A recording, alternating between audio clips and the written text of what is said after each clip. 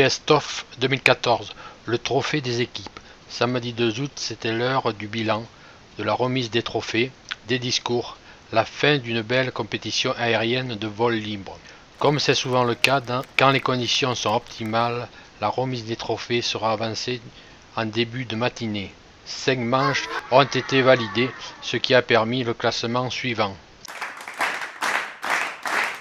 Cette compétition amorce de nouvelles idées pour le vol libre, avec des échanges de connaissances entre les coéquipiers, une stratégie de groupe et de plaisir pur qui semble bien aller avec l'ambiance de ces compétitions qui nous semble à nous, observateurs, très sereine et conviviale. Malgré la grande technicité, la rigueur indispensable et le professionnalisme que demande ce sport à risque. Le bilan semble bien positif sur bien des points, nous allons en évoquer quelques-uns dans ce reportage. Je remercie Michel Lévis, Raphaël et tous les autres pour leur disponibilité pour le partage informel de cette belle aventure sportive. Alors à propos de prestations sportives, pas tout de suite. Bravo au club des Cresserelles et du Thermique. Bravo au CDVL, alors je vais mettre au pluriel parce qu'il y a aussi le CDVL de Paris, je croise de temps en temps. Jean-Loup qui est aussi le grand organisateur de la sortie à Saint-Yves à la capitale, à la Ligue Paris-Île-de-France Centre. Et ce collectif que ça apporte et que vous partagez va dans le sens de construire un vol libre qui est vraiment ouvert à beaucoup de pilotes et qui va, je pense, marquer les choses pour attirer de nombreux pilotes dans le circuit de la compétition. On en a besoin et je vous remercie vraiment d'avoir été présent cette semaine et surtout je remercie Max et Michel.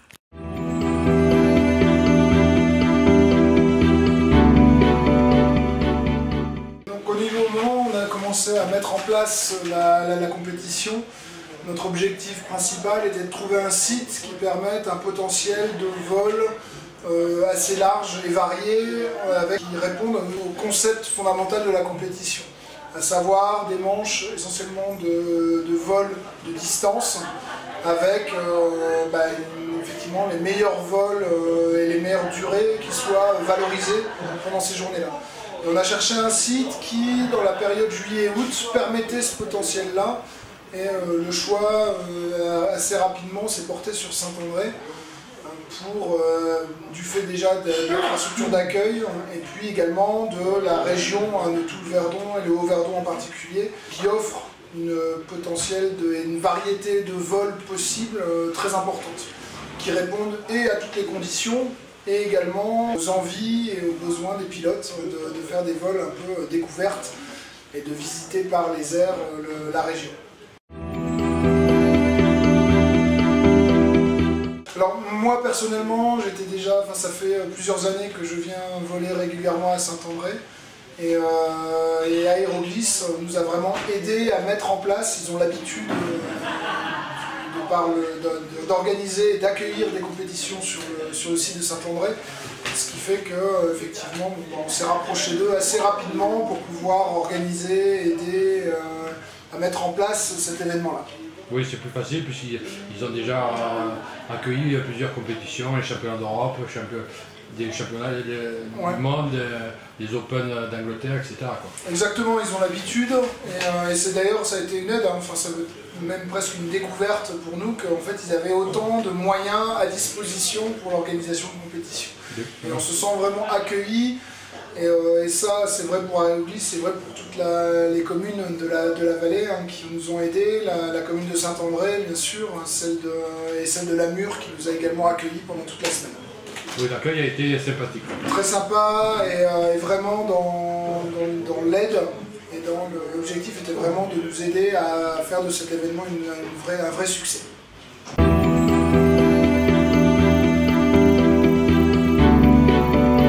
Super semaine.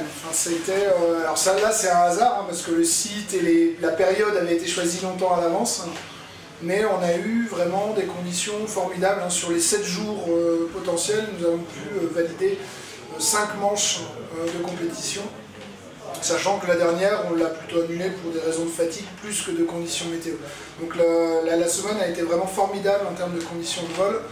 Et les pilotes ont pu faire des vols qui ont varié entre 70 à 160 km sur un seul vol, de réaliser, toujours en revenant au point de départ ici à Saint-André. De parapente, c'est généralement un peu comme des régates. Sauf que là, la particularité de cette régate-là, c'est qu'on donne un point de départ et un point d'arrivée, ici à Saint-André, et que les pilotes, après, ont un terrain de jeu sur lequel ils vont eux-mêmes mettre leur point de virage, hein, lorsqu'ils vont faire demi-tour pour revenir, c'est eux qui choisissent à quel moment et à quel endroit. Et en fait, en fonction du niveau des pilotes, des conditions du jour, ils vont aller plus ou moins loin, avec toujours comme objectif de revenir au point de départ. L'objectif fondamental, c'est de revenir au point de départ, et après, en fonction des conditions, du niveau et de la compétence des pilotes, ils vont plus ou moins loin dans la journée. Et là, typiquement, sur la semaine, ça a été des allers-retours avec Saint-Vincent-les-Forts et le lac de Serponçon, ça a été des allers-retours vers Sisteron, des balades vers Castellane et le retour, aller vers Digne, les Bains, revenir. Donc on a vraiment c'est vraiment des grandes balades qui sont faites avec toujours dans l'esprit de revenir au point de départ pour boucler le parti. Alors le type de manche qu'on a réalisé fait partie des types de courses que les organisateurs partout en France peuvent organiser. Et donc ça c'est un choix. Alors jusqu'à maintenant, la plupart des compétitions étaient plutôt sur des parcours définis, obligatoires, avec des points de contournement à passer. Et justement, l'enjeu et l'originalité de la compétition de la Best-of, c'est de ne faire, au contraire, que des manches libres. C'est-à-dire pas de parcours imposé, c'est un point de départ, un point d'arrivée, et après, au pilote, et au pluriel, donc à chaque équipe ou à chaque pilote individuel, de choisir le parcours. Donc ça, c'est quelque chose qui est déjà prévu au règlement, qui existe, et sur lequel on s'est appuyé en disant on ne fera que ce type de manche ici sur Saint-André pendant la semaine. Disons que là c'est un choix des organisateurs de privilégier ce genre de... Exactement. La difficulté qu'on peut avoir sur les autres types de compétitions, c'est que généralement les parcours sont prévus pour 2 heures de vol, à peu près. Un pilote moyen va mettre 2 heures, 2 heures et demie pour faire le parcours.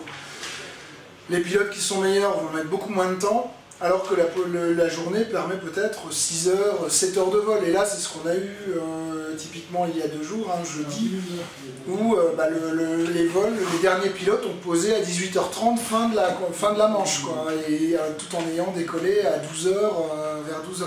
Donc plus de 6h30 de vol d'affilée, on ne peut pas reposer entre les deux, qui sont assurés. Alors qu'une compétition plus classique, en 2 heures, ça aurait été plié, alors qu'on aurait été au plus fort de la journée, dans les meilleures conditions. C'est à ce moment-là qu'on fait poser les pilotes dans les autres compétitions. Oui, on perd un peu du potentiel de plaisir du vol.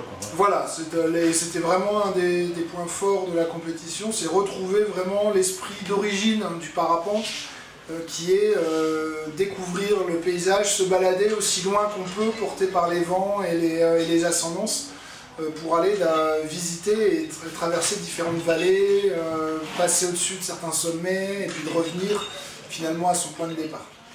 Qui n'est pas forcément instinctif, en tout cas en compétition parapente. Il y a eu des embryons de choses qui se sont mis en place et il y a des vraies équipes qui se sont constituées pendant la semaine. Et je pense que ce format-là, il serait bien que ça se développe de plus en plus.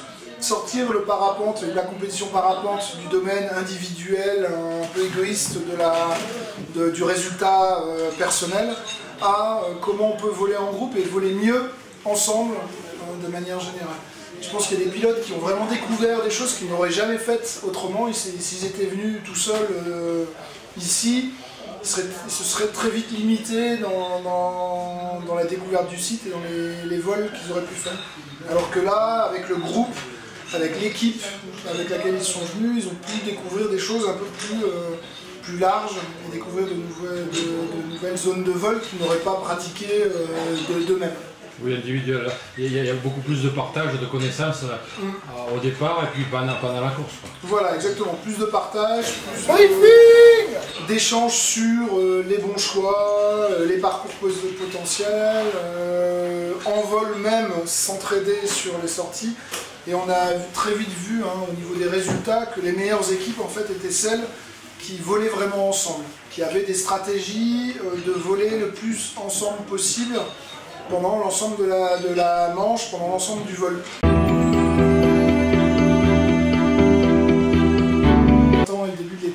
assez humide ici. Et nous, ça a été plutôt un avantage sur notre compétition.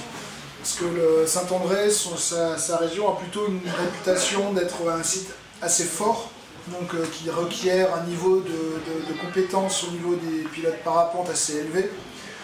Et là, effectivement, on a eu des conditions qui ont été vraiment très accessibles pour tout le monde.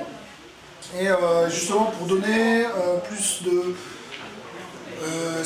sérénité à chacun des pilotes pour pouvoir justement réaliser les meilleurs vols possibles dans la journée. Donc ces conditions-là ont été plutôt finalement très favorables à l'activité et à la compétition telle qu'on l'a fait. Donc c'est une chance qu'on a eue, on l'a prise, hein, et en plus bon, il s'est avéré qu'on a eu la chance, c'est que grosso modo en France c'était le seul secteur qui volait très bien, et donc on a pu en profiter à plein pendant toute la semaine.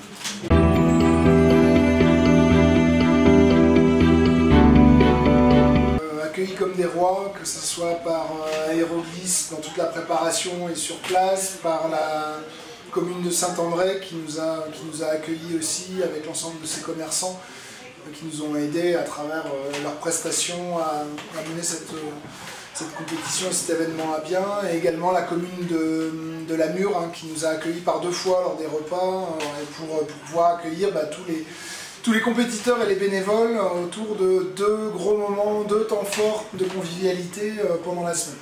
Donc c'est vrai qu'on a été, on a senti, nous, toute l'équipe organisatrice, un vrai accueil, un global qui nous a vraiment facilité la vie pour pouvoir organiser un événement sur une vraie réussite pour les pilotes et également pour nos sponsors hein, qui nous ont aidés financièrement à travers des lots, également qui eux nous donnent une vitrine quand même très positive de notre activité et de la région de manière générale pour pouvoir accueillir des événements de ce type.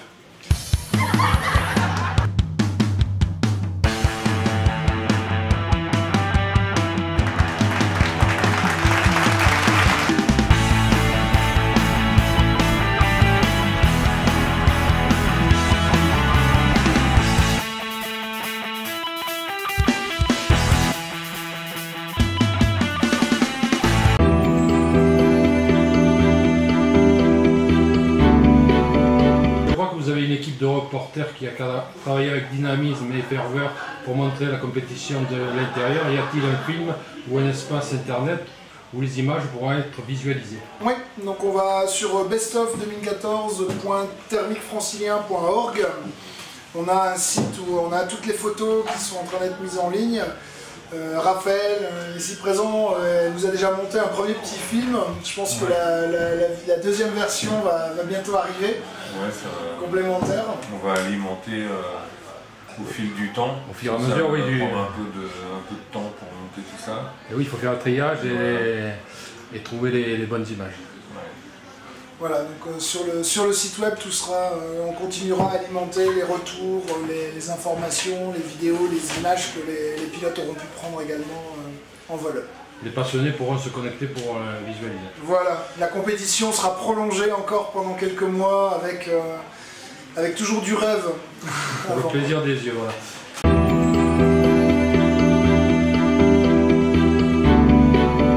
Pour le plan sportif, avec ce nouveau concept, ces nouvelles règles, comment se sont passées les inscriptions? Alors, les inscriptions sont globalement bien passées. On a eu beaucoup de questions au départ, hein, au tout début. Lorsqu'on a annoncé le concept sur qu'est-ce qu'un pilote pouvait attendre, est-ce qu'il pouvait s'inscrire en équipe, s'ils n'avaient pas d'autres pilotes avec qui se mettre en équipe, est-ce qu'on allait les aider.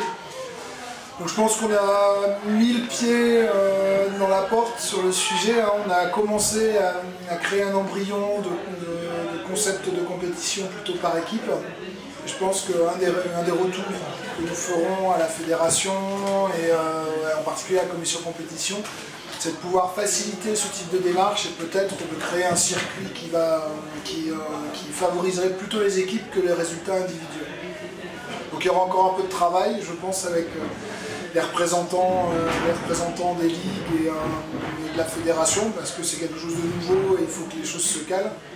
Mais bon, voilà, et les pilotes également eux-mêmes, j'espère que ceux qui ont pu participer à l'événement vont être les ambassadeurs aussi de ce nouveau concept et ce nouveau format pour que, après la best-of, il y ait d'autres compétitions en format par équipe qui soient organisées par d'autres structures.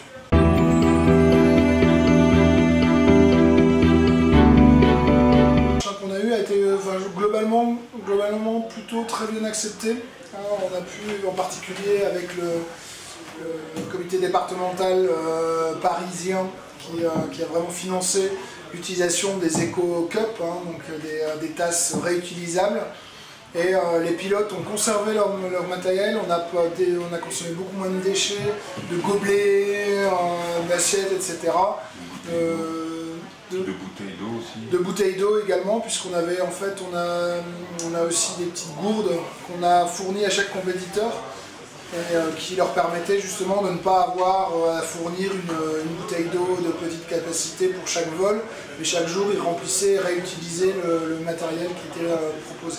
Donc on rentre un peu dans le début d'une prise de conscience que on s'inscrit dans un milieu naturel et qu'il faut le préserver en consommant, en générant un peu moins de déchets à chaque fois qu'on organise une compétition.